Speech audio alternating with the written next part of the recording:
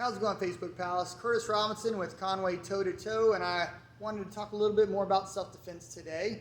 We are a self-defense training company. This is kind of my thing. So the topic is carry position. So you might notice that I've got my CERT training pistol in an out-of-the-waistband style paddle holster. I could wear my jacket over this. I probably couldn't pull my shirt out and cover it properly. If I did have an appendix carry that was a smaller gun, maybe I could do that. I could have my shirt on the outside.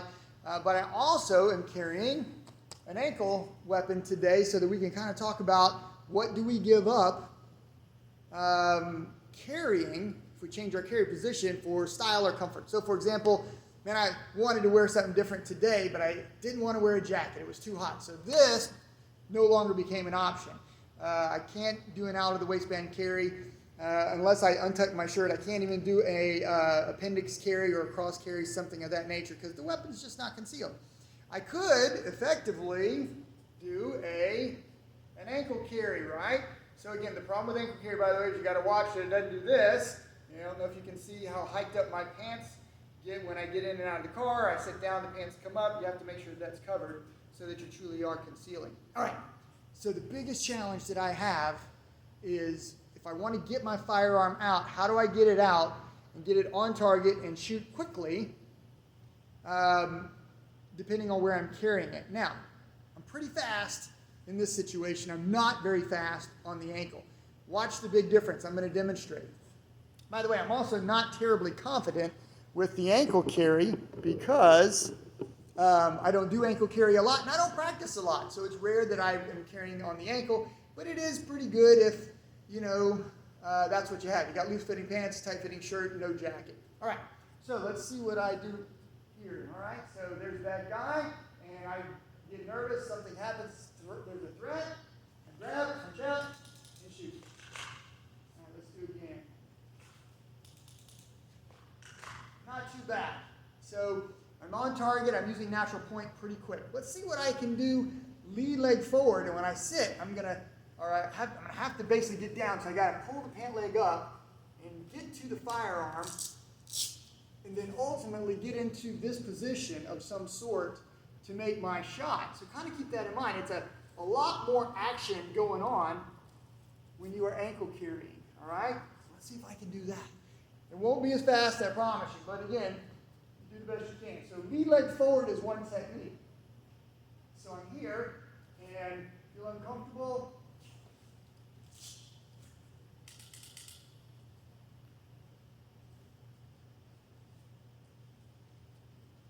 Takes a little bit longer to draw it, takes a little bit longer to fire. What if I step back? Remember that we don't want the firearm close to the guy, we want it back. So I can also step away. So we'll be here. And so forth. All right. Was it just a matter of seconds or a matter of 1 second maybe? It could be the matter of life and death. I'm definitely more comfortable. Now let's talk about mobility.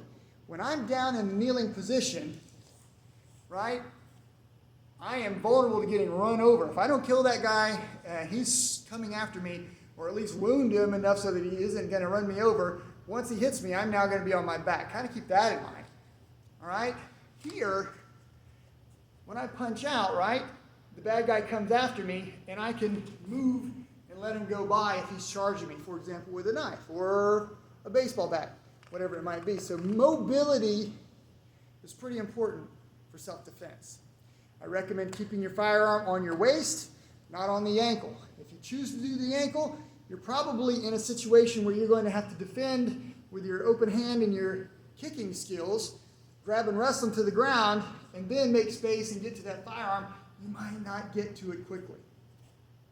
However, if you are surprised and you end up on your back and you are laying on the weapon, you can't get to this from the ground, but you can get to the ankle weapon on your back. So there's another video that I might make for you guys later on, how to get to your firearm if you are in the prone position and you are wrestling or entangled with an individual. Guys, I hope this has been helpful. Come see me at 807 Bill Dean Drive in Conway, Arkansas, and you can call me anytime at 501-515-4788. I'd love to help you train in kickboxing, jiu-jitsu, firearms, and all of these things build into a self-defense program that I think is going to help us to feel more confident and ultimately to keep ourselves and our families safe. Take care.